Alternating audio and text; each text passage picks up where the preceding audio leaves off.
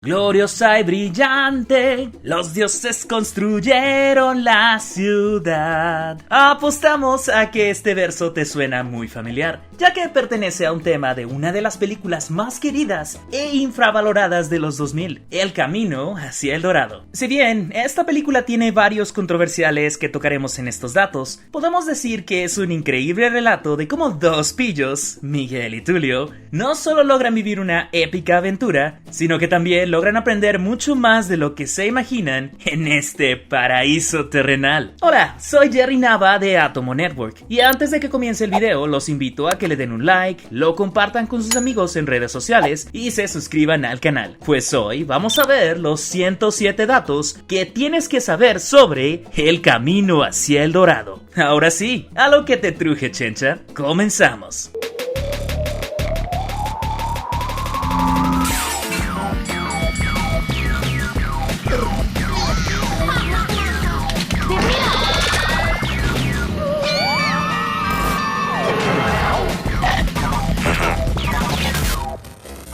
El Camino hacia el Dorado es una película de dibujos animados del año 2000, dirigida por Eric Vivo Bergeron y Don Paul, producida por DreamWorks Animation, estrenada en cines el 31 de marzo del 2000. ¡Wow! ¿Se acuerdan cuando todo el mundo le tenía miedo a la llegada del 2000? La cinta cuenta la historia de dos estafadores españoles en los tiempos de Hernán Cortés, quienes llegan por azares del destino a la ciudad de El Dorado, donde son confundidos por dioses. Nuestros protagonistas se llaman Tulio y Miguel, o Miguel y Tulio. Tulio es un planificador estratégico. A menudo se vuelve ansioso y piensa demasiado en las cosas, mientras que Miguel es alguien mucho más relajado, optimista y demasiado inquieto. En resumen, una típica pareja despareja. Esta fue la tercera película de DreamWorks Animation en ser llevada al cine y la segunda en animación tradicional. Y si te preguntas por sus antecesoras, estas fueron Ants, seguida de El Príncipe de Egipto. Pero contrario a lo que se pudiera pensar, esta película fue un gran fracaso de taquilla, recaudando solamente 76 millones frente a un presupuesto de 95. A pesar de que tuvo en un principio críticas mixtas, con los años ha sido mejor recibida, siendo considerada como un clásico de la animación. Si revisamos algunos de los sitios de críticas, podremos apreciar números poco alentadores. En Rotten Tomatoes cuenta con 48% por parte de la crítica y 66% de la audiencia. En IMDb tiene 6.9, nice, y en Metascore un 51 de calificación.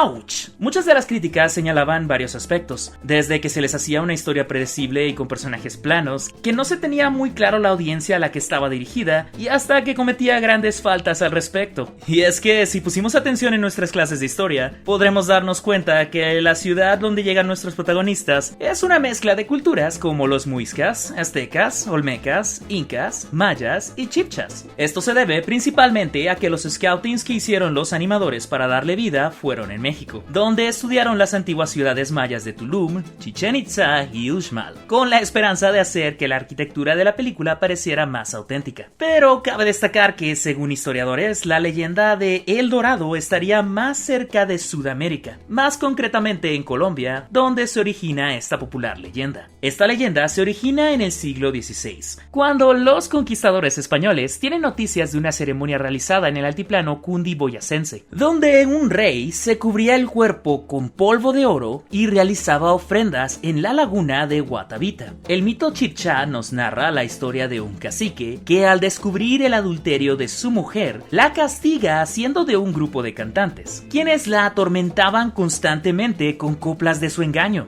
Ella, harta de este castigo, se lanza a una laguna junto con su hija. El cacique, arrepentido, consulta a sus sacerdotes y estos le dicen que éstas siguen vivas y que para volverlas a ver tendrá que entregar todo el oro del mundo. Los españoles, al enterarse de este mito entre los siglos XVI y XVII, emprendieron distintas búsquedas para encontrar esta supuesta laguna, que después se formaría a una ciudad cubierta de oro y plata. Hernán Cortés jamás buscó El Dorado, pero sí los siguientes personajes: Alonso de Alvarado, Francisco de Orellana, Felipe von Hotten, Pedro Malaver de Silva, Gonzalo Pizarro, Gonzalo Jiménez de Quesada, Antonio de Berrio, Sir Walter Raleigh y Manuel Centurión, solo por nombrar algunos de ellos. Además de que las búsquedas no solo abarcaron Colombia, otros países donde se buscó esta ciudad fueron Perú, Panamá, Venezuela, Guayana Francesa y Brasil. Sir Walter Raleigh, luego de volver a Gran Bretaña, describe en un libro llamado El descubrimiento del vasto, rico y hermoso imperio de las Guayanas lo siguiente: un relato de la ciudad de Manoa, que los españoles llamaban El Dorado, con el fin de concientizar a los británicos sobre las riquezas de las tierras inexploradas. Aunque es difícil de creer, El Camino hacia el Dorado sería la segunda película de DreamWorks. Esto debido a que Jeffrey Katzenberg quería separarse completamente de la fórmula de Disney después de que estos lo despidieran en 1994, cosa que se deja notar en su antecesora, El Príncipe de Egipto. Pero el motivo de que fuera la tercera fue para que pudiera competir contra Disney y Pixar, ya que en el año de 1998 lanzaron Bichos, una aventura en miniatura. Katzenberg ya sabía de este filme de Disney, al igual que muchos otros, dado la posición como expresidente de la compañía. Es por eso que en el 2 de octubre del mismo año, DreamWorks lanzaría la película de Ants, 69 días antes de que saliera Bichos. Nice. Esto con la intención de adelantarse a Disney. Es curioso cómo estas dos historias, en contra de la guerra, serían el inicio de la batalla campal entre estas dos empresas rivales. Antes de la fundación de DreamWorks, Katzenberg se reúne con los guionistas Ted Elliott y Terry Rossio y les entregó una copia del libro de Hugh Thomas, La conquista de México, Moctezuma, Cortés y la caída de un imperio,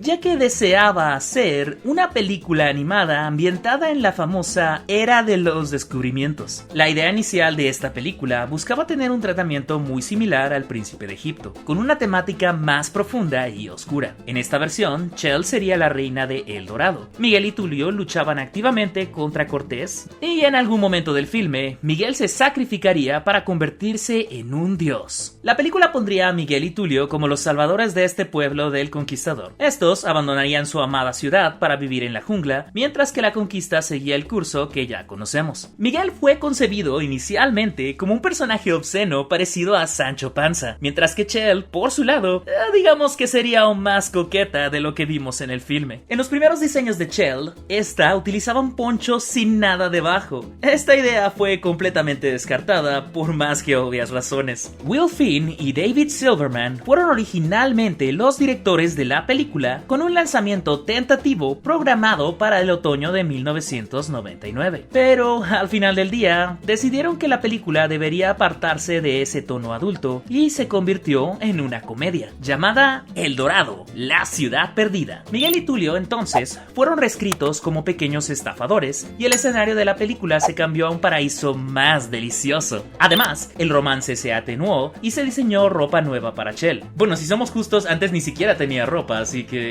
Will Finn ha hablado extensamente sobre cuánto odiaba hacer esta película y que todavía tiene pesadillas al respecto hasta el día de hoy. Odiaba el guión y se lo llevó al escritor David Swift con la esperanza de mejorarlo. Este buscaba que el filme fuera una mezcla del filme de 1935, Motín en el Bounty, y la comedia de 1967, Los Productores. Finn buscó mantener la secuencia del juego de pelota debido a que es una de las pocas referencias reales a la cultura indígena mesoamericana de verdad. Y es que algunos de los altos mandos querían eliminar esa escena. Otras personas desconformes con el producto final fueron Rick Farmilo, animador de Tulio, y Kevin Koch, asistente de animación de personaje de Chell, porque el producto se les hacía una extraña mezcla inconforme de conceptos. Finn y Silverman abandonaron el proyecto en 1998 luego de disputas sobre la dirección creativa y fueron reemplazados por Eric Vivo Bergeron y Don Paul. Posteriormente, Will Finn dirigió las películas Vacas Vaqueras y Leyendas de Oz, El regreso de Dorothy, mientras que David Silverman dirigió Los Simpson, la película, y muchos de los cortos de la familia en Disney Plus. Para este nuevo guión se contó con los talentos de Ted Elliott y Terry Rossio, conocidos por estar detrás de películas como Aladdin, Piratas del Caribe y la joya de la corona, Shrek. La película fue fuertemente inspirada en los filmes de comedia Road 2, de películas protagonizadas por Bob Hope, Bing Crosby y Dorothy Lamour. Road 2 es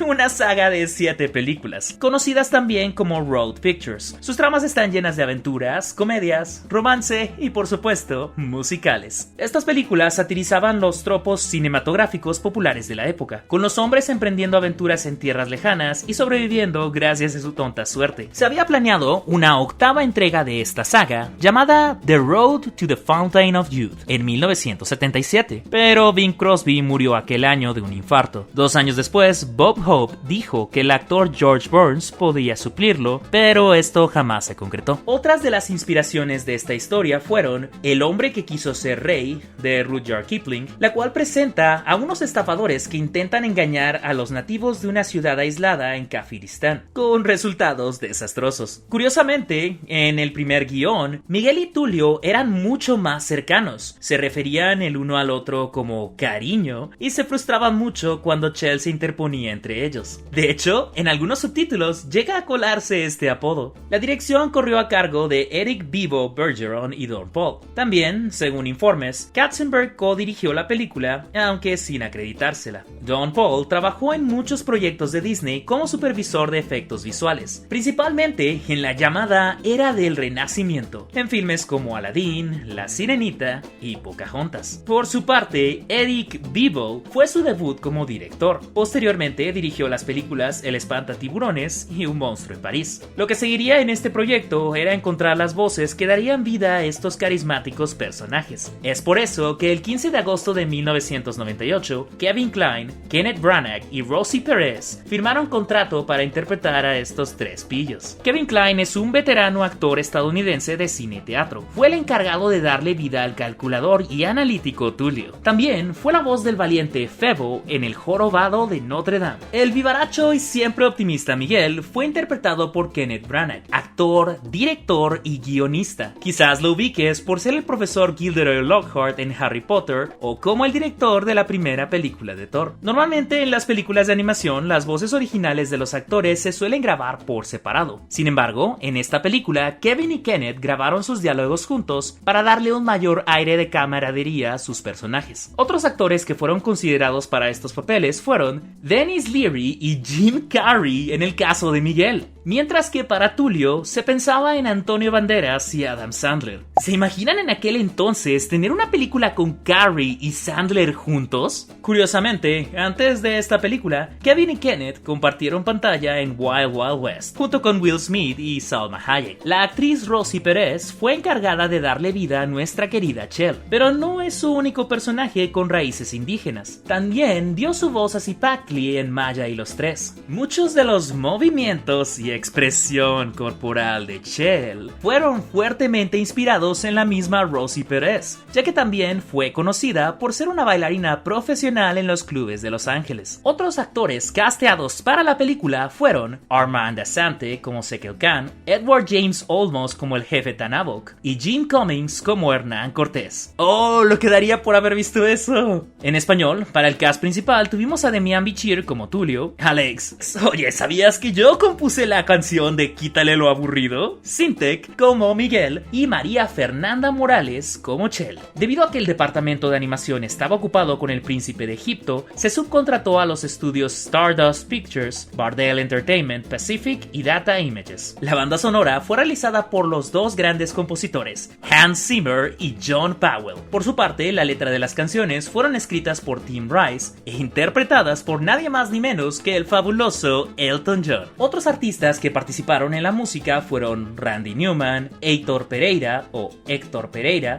Triology y espera un segundo, ¿los Backstreet Boys también? Para su interpretación en español, se eligió para el público latino al soldado del amor Manuel Mijares y en su doblaje de España al talentoso Sergio Dalma. Algo que quizá pasaste de manera inadvertida hasta este momento es que El Camino hacia el Dorado y Las locuras del emperador se estrenaron en el mismo año, en otro claro movimiento de competir en taquilla. Como en el caso de Ants y Bichos, Katzenberg sabía de un proyecto el cual tendría como escenario la cultura inca llamado El Reino del Sol, pero similar a la primera versión de El Dorado, este cambiaría a la película para convertirse en Las locuras del emperador. Pero como se imaginan, con todo y lo que Disney limitó la promoción de su película, esta logró recaudar más de $169,000, ganando el oro, mientras que El Camino hacia el Dorado probó el penoso y agónico agonizante fracaso. Otra batalla que ganó Las locuras del emperador es que esta pudo tener dos spin-off en La gran aventura de Kronk y Las nuevas locuras del emperador, mientras que Tulio, Miguel y Chell solamente se quedaron con las ganas. Aunque algunos críticos llegan a sugerir que también llegó a competir en concepto con Atlantis, el Imperio Perdido, lanzado en 2001. Esto debido a que en ambos filmes se descubre una civilización perdida. Curiosamente, Atlantis también ha logrado actualmente una popularidad en internet, ya que en su lanzamiento fue igualmente ignorada que El camino hacia el dorado. Un logro que sí pudo conseguir esta película fue un premio de los Critics' Choice Awards a la mejor banda sonora, además de obtener varias nominaciones a los Annie Awards, donde seguramente hizo sudar en más de una a Toy Story 2.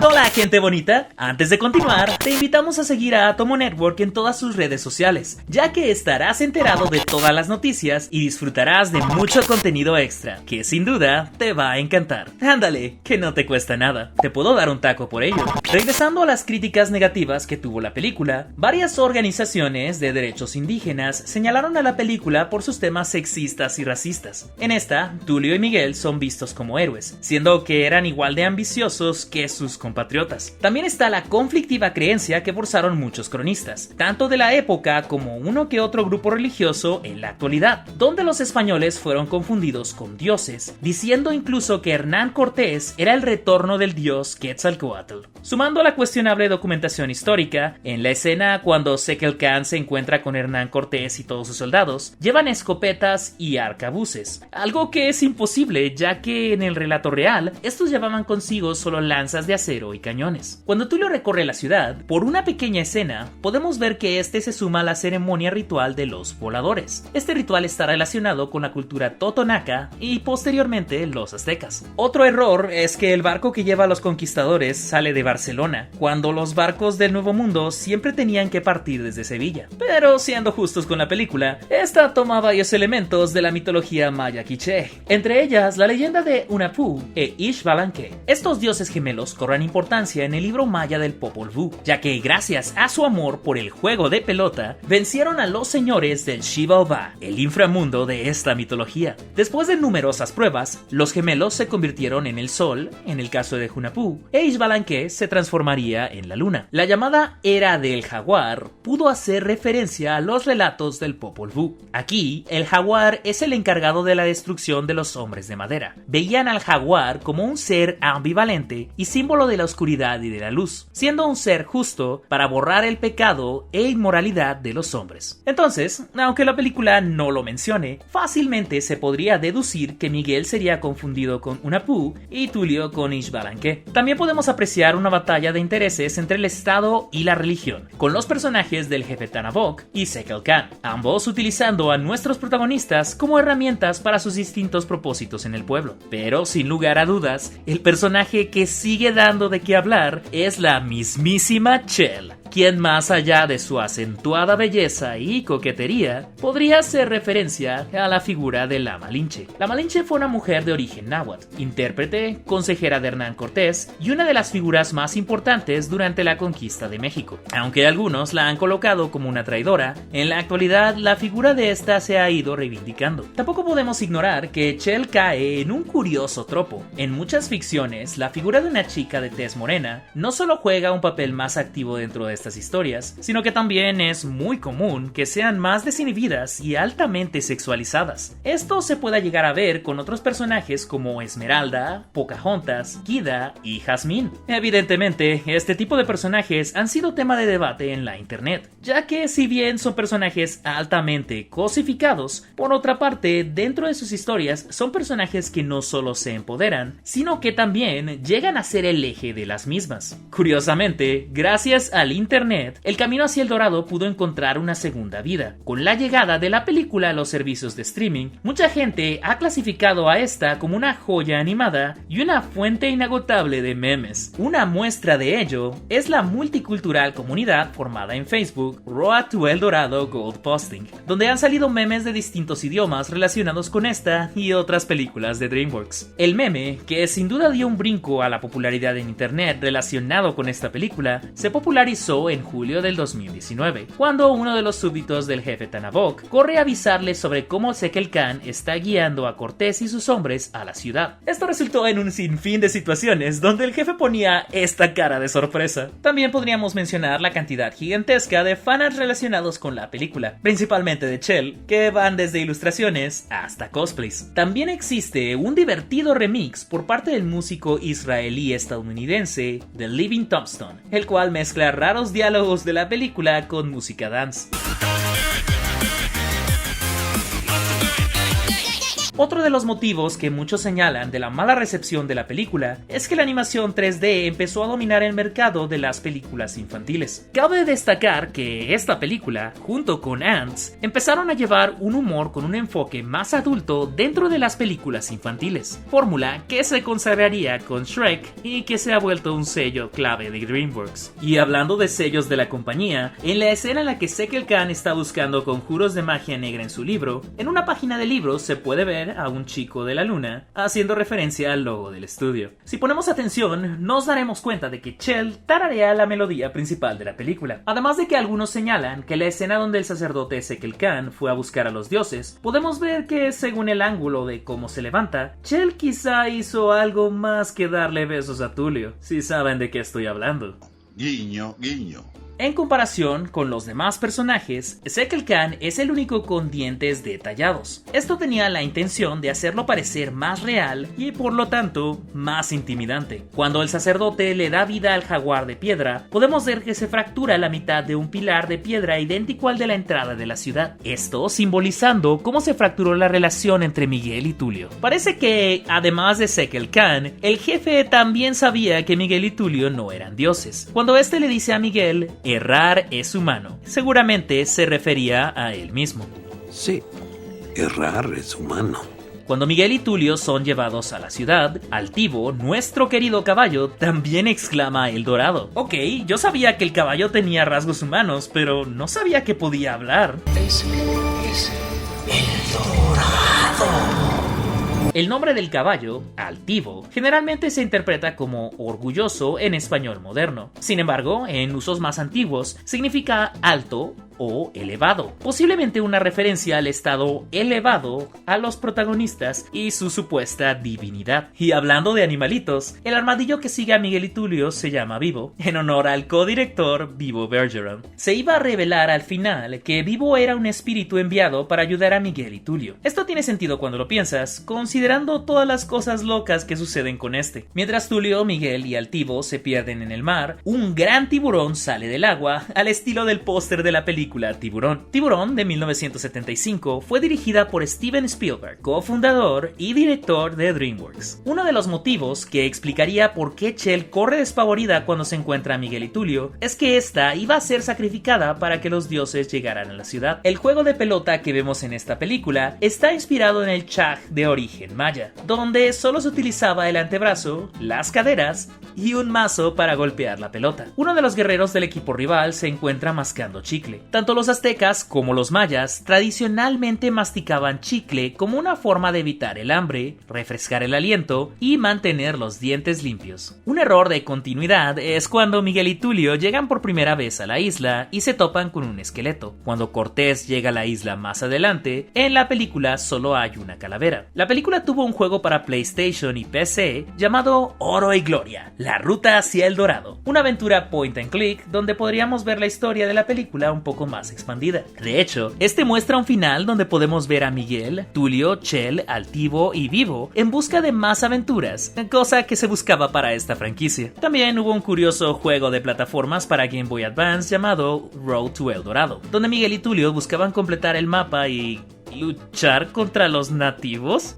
Supongamos que son esbirros de Sekel Khan. También para promocionar la película, llegaron juguetes al menú infantil de Burger King. Entre ellos se encontraban Miguel, Tulio, Chell, Altivo, Sekel Khan, el jaguar de piedra y ¿Un toro? Es probable que el pésimo desempeño de la película hizo que películas como Sinbad, La leyenda de los siete mares y Spirit optaran por un lanzamiento directo a VHS. ¡Oro para ti! ¡Hey! ¡Oro para ti! Estos fueron 107 datos del camino hacia el dorado. ¿Qué otro dato te sabes? ¿Te gustaría que regresara a este estilo de animación? Haznoslo saber en la caja de comentarios. Y no te olvides de darle like al video, compartirlo con tus amigos, suscribirte al canal y si no lo has hecho, pegarle a la campanita para recibir notificaciones. Soy Jerry Nava de Atomo Network. Gracias por escuchar y nos veremos muy pronto.